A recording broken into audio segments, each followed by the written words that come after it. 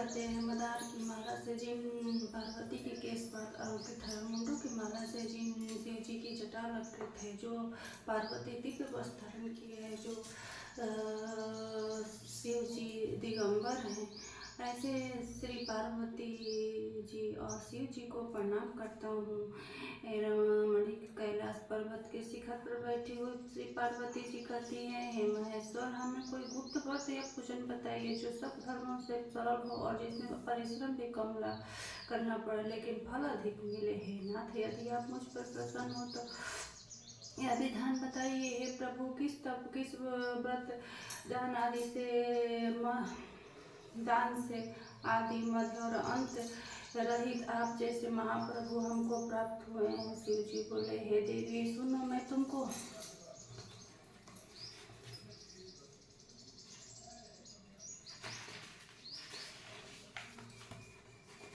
एक व्रत जो वस्त्र और छिपाने जो है, लेकिन तुम्हारे प्रेम से के वशीभूत होकर मैं तुम्हें बतलाता हूँ। शिव जी ने कहा, भारतवर्ष में जैसे नक्षत्रों में चंद्रमा, ग्रहों में सूर्य, वर्णों में ब्रह्मा, देवताओं में विष्णु, नदियों में गंगा, पुराणों में महाभारत, वेदों में सामवेद, इंद्रियों में मन श्रेष्ठ है, सब पुराणों और वेदों का सर्वस्व जिस तरह कहा गया है, मैं तुम्हें एक प्राचीन बात बतलाता हूँ। एकाग्र मन से सुनो। जिस प्रभाव से तुमने मेरा आधा आसन प्राप्त किया है और वह मैं तुमको बतलाऊंगा, क्योंकि तुम मेरी प्रेयसी हो। भाद्र मास के हस्त नक्षत्र से युक्त शुक्ल पक्ष की तृतीया तिथि को उसका अनुष्ठान करने मात्र से स्त्रियां सब पापों से मुक्त हो जाती है। देवी, तुमने आज इससे पहले बहुत दिन पहले हिमालय पर्वत के पर यह व्रत किया था। यह वृत्तांत मैं तुमसे कहूँगा। पार्वती जी ने कहा, हे नाथ, मैंने क्यों यह व्रत किया था, यह सब आप अपने आपके मुख से सुनना चाहते हैं। उत्तर की ओर एक रमणीक और पर्वतों का श्रेष्ठ हिमवन नामक पर्वत है, जिसके आसपास तरह तरह की भूमियाँ हैं, तरह तरह के वृक्ष है, उस पर लगे हुए हैं नाना प्रकार के पक्षी और अनेक प्रकार के पशु उस पर निवास करते हैं। वहाँ पहुँचकर गंधर्वों के साथ बहुत से देवता, सिद्ध, चारण, पक्षी गौ सर्वदा प्रसन्न मन से विचरते हैं। वहाँ पहुँचकर गंधर्व गाते हैं, अप्सराएं नाचती हैं। उस पर्वत में कितने ही शिखर ऐसे हैं जिनमें स्फटिक, रत्न और वैद मणि आदि की खाने भरी हुई हैं। यह पर्वत ऊंचा तो इतना अधिक है कि मित्र की तरह घर समझकर आकाश को स्पर्श किए रहता है। उसके समस्त शिखर सदैव हिम से आच्छादित रहते हैं। गंगा जल की ध्वनि सदा सुनाई देती है। पार्वती, तुम बालकाल में इसी पर्वत पर तपस्या की थी। 12 वर्ष में तुम उल्टी टाइम कर केवल धुआं पीकर 64 वर्ष तक सूखे पत्ते खाकर माँ की मास में तुम जल में बैठकर आकाश की दोपहर में पंचांगनी तपती थी। 3 महीने में जल बरसता। तुम भूखी प्यासी रहकर मैदान में खड़े रहते थे। इतने से तुम्हारे पिता इस तरह कष्ट सहने को देखकर बड़े दुखी हुए। वे चिंता में पड़ गए कि मैं अपनी कन्या किसको दूँ। इस समय नारद वहाँ पहुँचे। मुनि श्रेष्ठ नारद उस समय तुम्हें देखने गए थे। नारद जी ने को देख कर गिरी और पाद आसन आदि देकर उनकी पूजा अर्चना की और कहा, हे स्वामी, आप किस लिए आए हैं? मेरा अहोभाग आपका आगमन मेरे लिए अच्छा है। नारद जी ने कहा, पर्वतराज सुनो, मैं भगवान विष्णु का भेजा हुआ आपके पास आया हूँ। आपको चाहिए कि यह योग कन्यारत किसी वर को दे दे। भगवान विष्णु ने के समान वर ब्रह्मा, इंद्र और शिव इनमें से कोई नहीं है, इसलिए मैं यह कहूँगा कि आप अपनी कन्या विष्णु को दे दें, कहीं दें।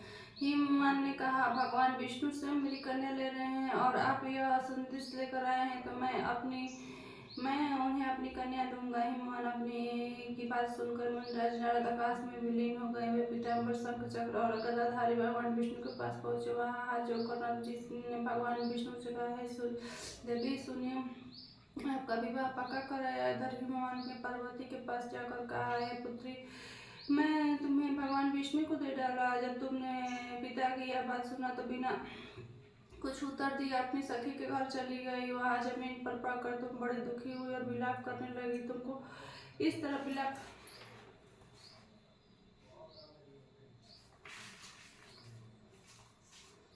विलाप करती देख कर तुम्हारी सखी बोली, तुम इतनी दुखी क्यों हो? इसका कारण बताओ। तुम्हारी जो इच्छा होगी मैं यथाशक्ति उसको पूरा करने की चेष्टा करूंगी, इसके में कोई संशय नहीं है। पार्वती बोली, मैं तुम्हारी मेरी जो अभिलाषा है होगी उसे प्रेम पूर्वक सुनो। एकमात्र शिव जी हैं, मैं को ही अपना पति बनाना चाहती हूँ, इसमें कोई संशय नहीं है। मेरे इस विचार को पिताजी ने ठुकरा दिया है, उन्होंने मेरा इसलिए मैं अपना शरीर त्याग दूंगी। पार्वती इस बात को सुनकर सखियों ने कहा है, शरीर की त्याग मत करो, चलो किसी ऐसे वन में चले जहाँ तुम्हारे पिता को पता ना लगे। ऐसी सलाह कर तुम वैसी वन में जा पहुंची जिधर तुम्हारे पिता घर पहुंचकर खोजने लगे। दूतों द्वारा खबर लेने लगे कि कौन देवता या किन्नर मेरी पुत्री का हरण कर ले गया। उन्होंने मन कहा है, मैं नारद के आगे प्रतिज्ञा कर चुका हूँ कि मैं अपनी पुत्री भगवान विष्णु को दूंगा। ऐसा सोचते हुए हिमान मूर्छित हो गए। गिरिराज को मूर्छित देखकर सब लोग हाहाकार करते दौड़ पड़े। जब वो होश हुआ तो सब पूछने लगे कि गिरिराज आप अपनी मूर्छा का कारण बताइए। हिमवान ने कहा, आप लोग मेरे दुख का कारण सुने, न मालूम मेरी कन्या को कौन हर ले गया। ऐसा नहीं हुआ कि उसे किसी काले सांप ने डस लिया या शेर ने खा लिया। हाय हाय, मेरी बेटी कहाँ गई? किसी दुष्ट ने मेरी पुत्री को मार डाला है। ऐसा का वायु के झोंके के समान कांपते हुए वृक्ष के समान कांपने लगे। इसके बाद हिमवान तुम्हें वन वन खोजने लगे। वह वन में भी भालू, सिंह, हिंसक जंतुओं से बड़ा भयानक होकर रहा था। तुम भी अपनी सखियों के साथ उस भयानक वन में चलती चलती एक ऐसे स्थान पर जा पहुंची जहां एक नदी बह रही थी। उसके रमणीय तट पर एक बड़ी कंदरा थी। तुमने उसी कंदरा में आश्रय लिया। मेरी एक बालू की मई प्रतिमा बनाकर अपनी सखियों के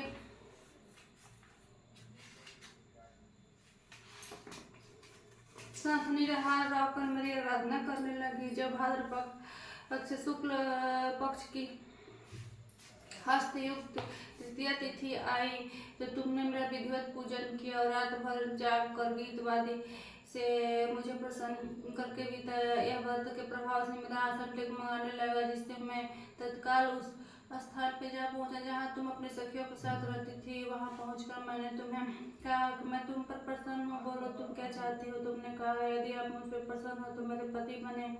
मेरे तथास्तु कहकर कैलाश से वापस आने पर तुमने यह प्रतिमा नदी में प्रवाहित कर दी। सखियों के साथ वह उस महाव्रत का पालन किया। हिमवान ने जब तक उस वन में तुम्हें खोजते हुए आप पहुंचे, चारों दिशाओं में तुम्हारी खोज करते करते व्याकुल हो चुके थे, इसलिए तुम्हारे आश्रम के समीप आप पहुंचकर गिर पड़े। थोड़ी देर बाद उन नदी के तट पर दो कन्याएं सोते हुए देखते हुए तुम्हें छाती से लगा लिया और विलाप करने लगी। पुत्री तुम सिंह, बाघ आदि जंतुओं से भरे इस जंगल में क्यों आ पहुंची? पार्वती उत्तर देने लगी, पिताजी मैंने पहले ही अपने आप को शिव के हाथों सौंप दिया है। आपने मेरी बात टाल दी, इससे मैं वहां से चली आई। हिमवान ने सांत्वना दी है, पुत्री मैं तुम्हारी इच्छा के विरुद्ध कुछ नहीं करूंगा। वे तुम्हें अपने साथ घर ले गए और मेरे साथ विवाह कर दिया। इसी से तुमने मेरी आधा आसन पाया। तब से आज तक किसी के सामने यह व्रत का प्रकट नहीं किया था। हे देवी, यह बताता हूँ कि तुम इस व्रत का हरतालिका नाम क्यों पड़ा? तुमने को अपने सखियों से हर ली गई थी, इसीलिए हरतालिका नाम पड़ा। पार्वती जी ने कहा, है प्रभु, नाम तो बताए, इसकी विधि भी बताए, इसका पूर्ण फूल क्या है, क्या फल है, यह व्रत कौन करे? शिव जी ने पार्वती जी से कहा, हे देवी, मैं समस्त स्त्रियों जाति की भलाई के लिए उत्तम व्रत बतलाता हूँ जो स्त्रियों का सौभाग्य और की रक्षा करेगी। और यत्न पूर्वक इस व्रत को करना चाहिए।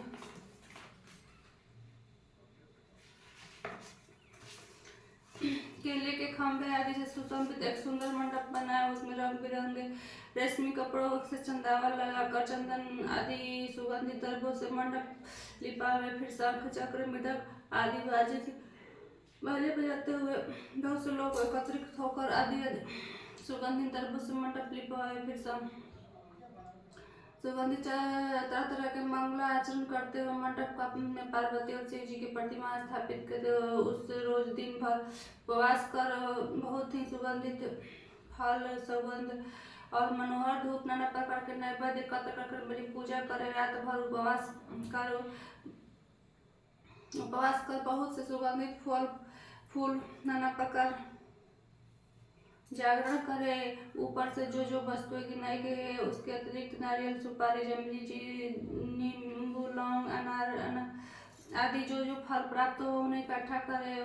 उस ऋतु फल में फूल मिले उसे विशेष रूप से रखे। इसके बाद धूप दिवादी आदि से प्रार्थना करे। है शिव रूप है, मंगले है, सब अर्थों को देने वाली देवी है। शिव रूपे आपको नमस्कार है। शिव रूपे आपको सदा के लिए नमस्कार है। ब्रह्मा रूपनी आपको नमस्कार है। हे जगरात्रि आपको नमस्कार है।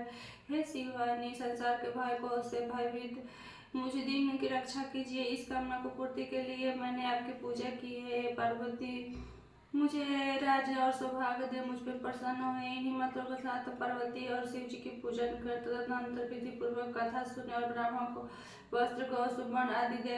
इस तरह का चित मन होकर स्त्री पुरुष दोनों एक साथ पूजन करे। फिर वस्त्र आदि जो कुछ उसका संकल्प करे। देह देवी इस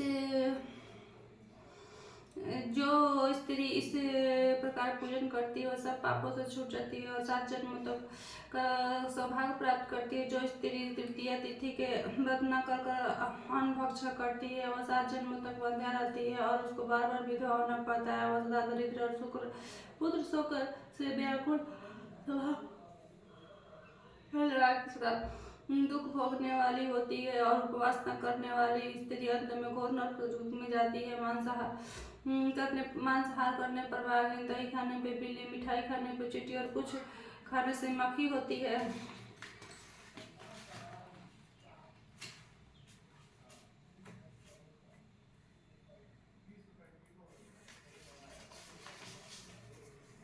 तीज में अन्न खाने से सुकरी, फल खाने से बंदरिया, पानी पीने से जोक, दूध पीने से सांपनी, सोने से अजगरी होता है। पति को धोखा देने वाली मुर्गी ये सभी स्त्रियों को व्रत अवश्य करें। दूसरे दिन सुवर्ण चांदी तांबा अथवा बांस के पात्र में अन्न भरकर ब्राह्मण को दान दे और पारण करे। जो स्त्री इस प्रकार व्रत करती है वह मेरे समान पति पाती है और मरने लगती है तो उसका रूप तुम्हारे समान हो जाता है। उसे सब प्रकार के संसारिक भोग और संयुक्त मुक्ति मिलती है।